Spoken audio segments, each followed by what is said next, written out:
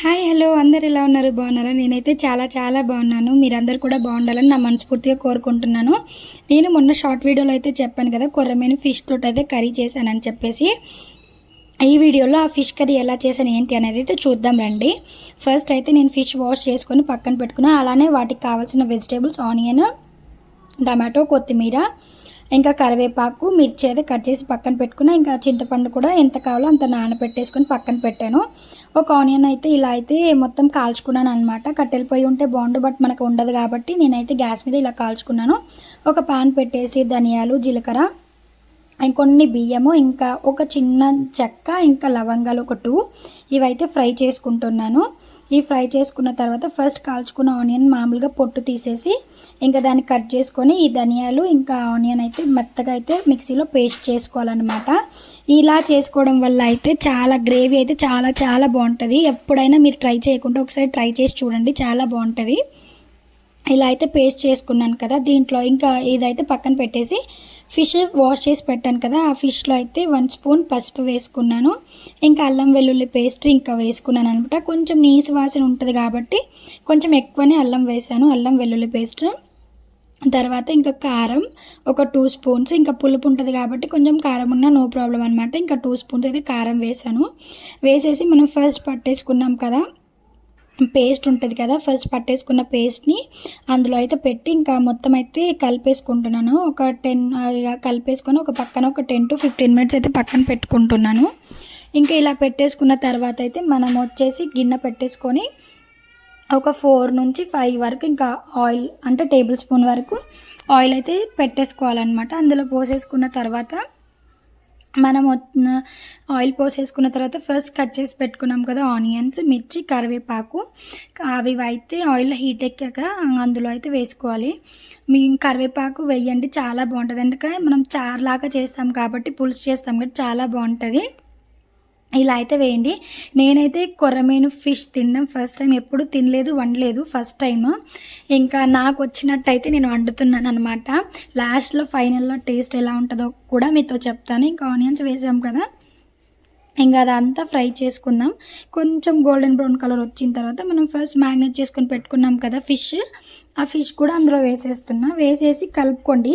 Fish అంటే ఇప్పుడే కలుపుకోండి, తర్వాత అయితే కలుపుకుంటే ముక్కలన్నీ విరిగిపోతూ ఉంటాయి అన్నమాట. ఏ ఫిష్ అయినా అంతే, ఇది కూడా అంతే అనమాట. ఇంకా దాన్ని అయితే ఇంకా కలిపేసుకున్న తర్వాత మూత అయితే పెట్టేసి ఒక 10 నుంచి 15 నిమిషాలు అయితే పక్కన పెట్టేస్తున్నాం మూత పెట్టేసి. ఇంకా నెక్స్ట్ అయితే మనం చింతపండు ఉంటుంది కదా, చింతపండు నానబెట్టేసి పెట్టుకున్నాను కదా, ఇంకా ఆ చింతపండును అయితే మొత్తం ఇలా పిండేసుకొని ఆ వాటర్ని ఇంకా పక్కన అయితే సైడ్కి పెట్టుకున్నాను. ఇంకా కర్రీలో ఎంత వాటర్ కావాలో అంత చూసుకొని మనం పులుపుకు తగ్గట్టు వాటర్ కూడా యాడ్ చేసుకొని పక్కనైతే పెట్టేసుకున్నాను అనమాట. ఇంకా చూస్తున్నాను మొత్తం అయితే నీట్గా పిండేసుకోవాలన్నమాట. ఇంకా పక్కన పెట్టేసుకున్న తర్వాత ఇంకా మనం ఫస్ట్ ఇంకా కూర అయితే మళ్ళీ ఒకసారి అయితే కలుపుతాము. అంటే ఊరికే కలపొద్దు, చెప్పాను కదా పీసెస్ అనేది విరిగిపోతూ ఉంటాయి. ఇంకా ఇందులో కొన్ని వాటర్ కూడా నేను యాడ్ చేసుకున్నాను. ఇంకా చూద్దాము.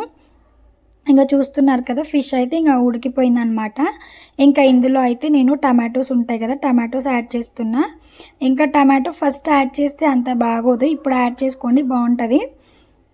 ఇంకా నేను ఎప్పుడు కర్రీ చేసినా ఇలానే చేస్తా ఫిష్ కర్రీ. ఇంకా దాంట్లో చింతపండు రసము ఇంకా వాటర్ కలిపేసానని చెప్పాను కదా, అది కూడా పోసేస్తున్నాను అనమాట. పోసేసి ఒక 2 టైమ్స్ ఇలా మామూలుగా అంటే గరిటె పెట్టకుండా కలుపుకోండి. ఇంకా కర్రీకి సరిపడా అంత ఉప్పు, అంటే ఫస్ట్ నుంచి మనం ఎక్కడ సాల్ట్ యాడ్ చేయలేదు కదా, ఎంత కావాలో అంత సాల్ట్ కూడా యాడ్ చేసుకోండి.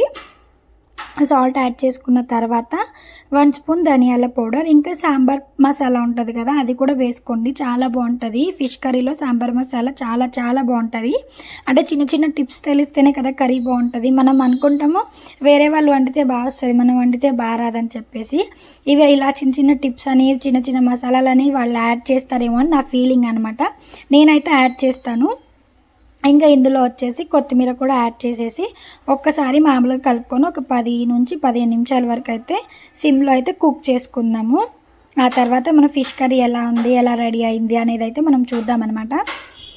ఇంకా దీనైతే మూత పెట్టేసి ఒక 15 నిమిషాలు అయితే పక్కన పెట్టేశాను.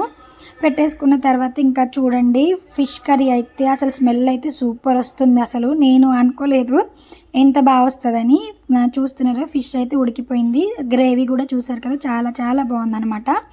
ఇంకా నేనైతే మా పిల్లలకైతే ఫస్ట్ తినిపిద్దామని చెప్పేసి వాళ్ళ కోసం అయితే ప్లేట్లో అయితే అన్నం పెట్టేసుకొని ఇంకా ఫిష్ కర్రీ అయితే పెట్టేసాను. టేస్ట్ అయితే సూపర్ అంటే సూపర్ ఉంది, చాలా బాగుంది.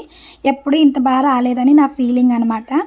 ఇంకా మా పిల్లలు అయితే ఇంకా వాళ్ళు ముళ్ళులు లేవు బట్ ఒక అంటే ఉంటాయి కదా, ఇంకా వాళ్ళు తినలేరని చెప్పేసి నేను వాళ్ళకి తినిపిద్దామని చెప్పేసి తినిపిస్తున్నా. ఇది సండే రోజు వీడియో అండి, నేను అంటే పోస్ట్ చేయడం లేట్ అయిపోయిందనమాట.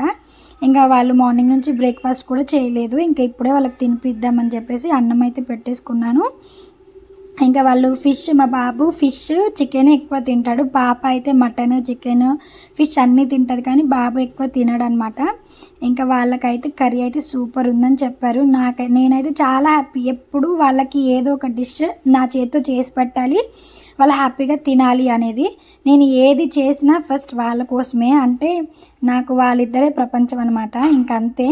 ఆ తర్వాత ఎవరు అంటే మా పేరెంట్స్. ఇంకా నాకు ఒక తమ్ముడు ఉన్నాడని మీ అందరికి తెలిసి వాడనమాట. ఇలా అనమాట మా కర్రీ అయితే ఇలా రెడీ అయిపోయింది. ఇంకా మా బాబుకి అయితే ఫస్ట్ పెట్టాను, బాగుంది మమ్మీ అని చెప్పాడు. నా కర్రీ ఎలా అనిపించింది, నా వీడియో ఎలా అనిపించింది ఏంటి, మీరు ఇలానే చేస్తారా ఇంకా డిఫరెంట్గా చేస్తారా అనేది కామెంట్ చేయండి. లాస్ట్లో అయితే ఒక లైక్ చేయండి ఫ్రెండ్స్. ప్లీజ్ నా లాంగ్ వీడియోస్ అన్నీ చూడండి ప్లీజ్ అనమాట. ఇంత ప్లీజ్ చేస్తున్నాను కాబట్టి ఒక్కసారి అయితే చెప్పండి, చూడండి. ఓకేనా? Bye friends.